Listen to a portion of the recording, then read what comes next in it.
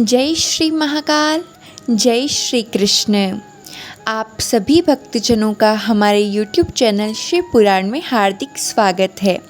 आज के इस वीडियो में हम शरद पूर्णिमा व्रत कथा का शुभारंभ करेंगे, तो आप अंत तक हमारे साथ वीडियो में बने रहिएगा ताकि इस कथा का लाभ आप तक पहुंच सके।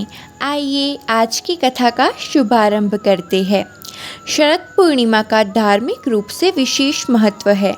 दरअसल शरद पूर्णिमा के दिन माता लक्ष्मी का प्राकट्य हुआ था। इस दिन माता लक्ष्मी धरती पर भ्रमण करती है। शरद पूर्णिमा के दिन व्रत करने से माता लक्ष्मी के साथ साथ भगवान विष्णु की कृपा मिलती है। शरद पूर्णिमा के दिन कथा का पाठ ज़रूर करना चाहिए। आइए पूर्णिमा व्रत की शुरुआत करते हैं। एक साहूकार था जिसकी 2 सुंदर सुशील कन्याएं थीं। दोनों बहनों में से एक धार्मिक रीति रिवाजों में बहुत आगे थी और एक का इन सब में मन ही नहीं लगता था।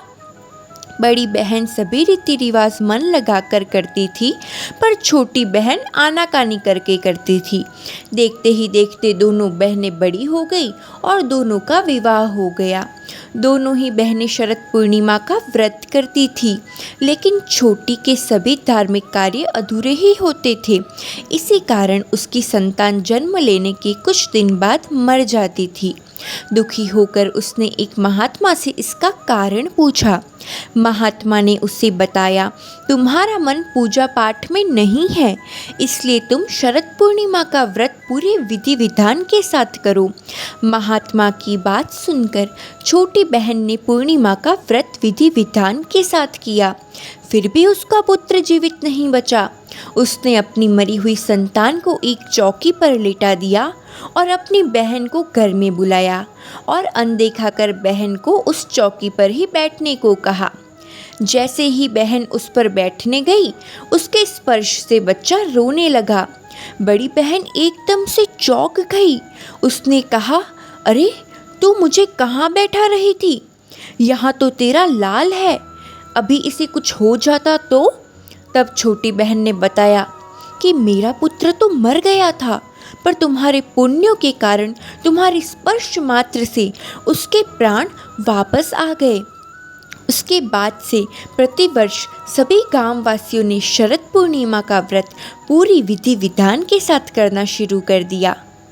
इसी के साथ धार्मिक मान्यताओं के अनुसार शरद पूर्णिमा की एक और पौराणिक व्रत कथा है।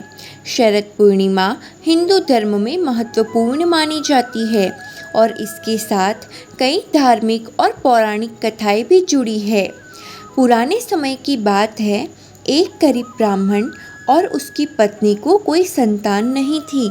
उन्होंने कई उपाय किए, परंतु उन्हें सफलता नहीं मिली।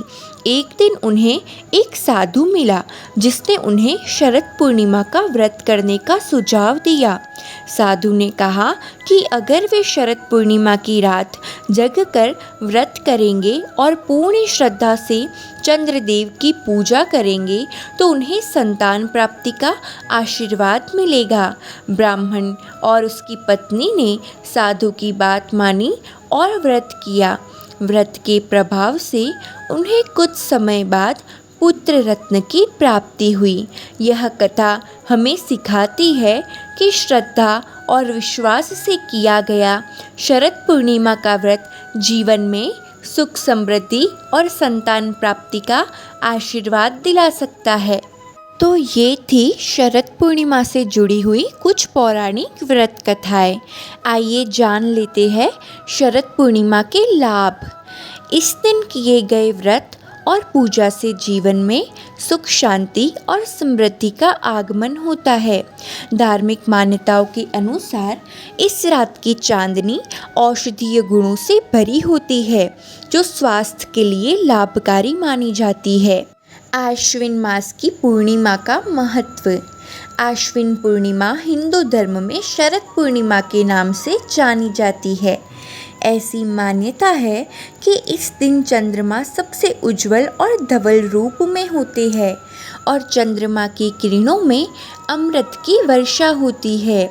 इसलिए इस रात खीर बनाकर चंद्रमा की रोशनी में रखने की भी परंपरा है। हिंदू धर्म की मान्यताओं के अनुसार देवी लक्ष्मी का प्राकट्य सागर मंथन से शरद पूर्णिमा के दिन ही हुआ था।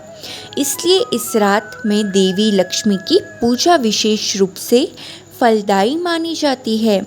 शरद पूर्णिमा की रात देवी लक्ष्मी और भगवान विष्णु भ्रमण के लिए निकलते हैं, इसलिए इस रात में जागरण करने का नियम है। इसलिए इसे कोजागरी पूर्णिमा भी कहते हैं। पूर्णिमा के व्रत के नियम। व्रत के दिन सुबह जल्दी उठकर स्नान करें और स्वच्छ वस्त्र धारण करें। शारीरिक और मानसिक शुद्धता का विशेष ध्यान रखें। इस दिन पूर्ण उपवास रखें। जल और फलाहार का सेवन किया जा सकता है, परंतु अन्न का सेवन न करें। यदि शारीरिक स्थिति उपवास करने की अनुमति न देती हो तो फलाहार कर सकते हैं।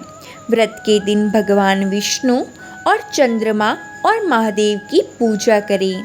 घर के पूजा स्थल को स्वच्छ कर वहां दीपक जलाएं और भगवान की मूर्ति या तस्वीर के सामने फूल, चावल, धूप, दीप और नैवेद्य अर्पित करें।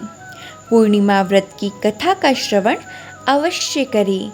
इससे आपके व्रत का फल कई गुना बढ़ जाता है। इस दिन दान पुण्य का विशेष महत्व है। गरीब और ज़रूरतमंदों को भोजन, वस्त्र और धन का अपनी सामर्थ्य अनुसार दान करें।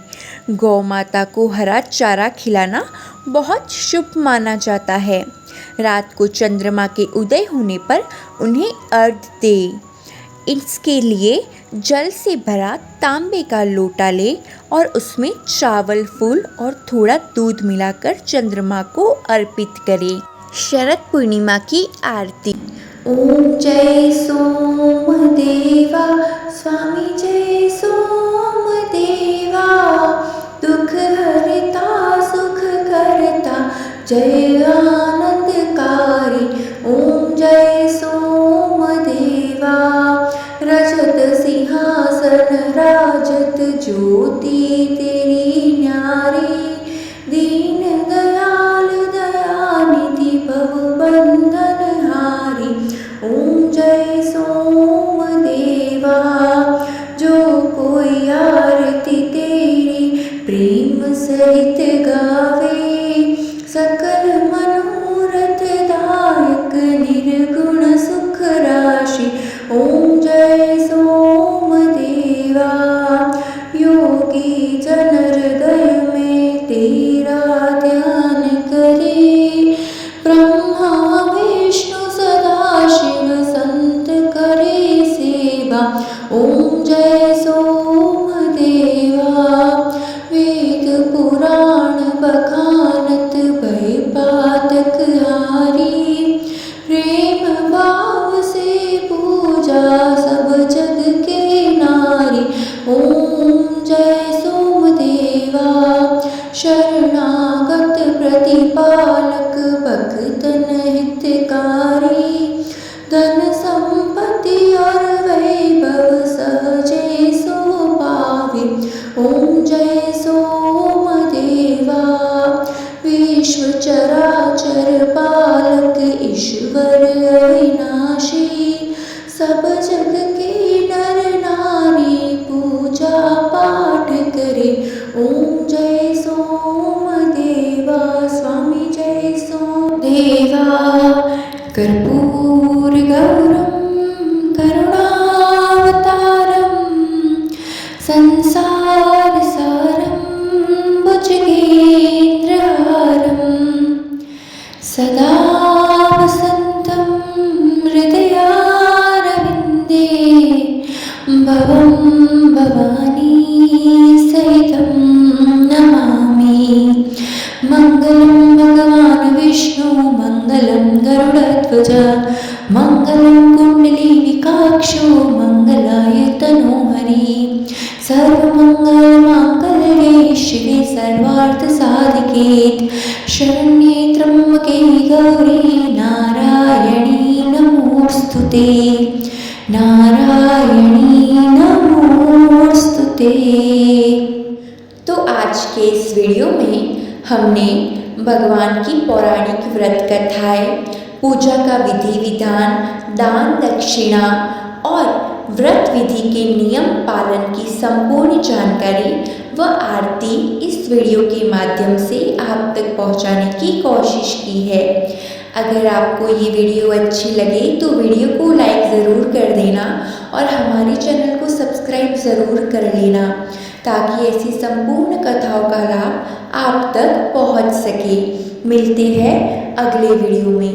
जय श्री कृष्ण, जय श्री महाकाल।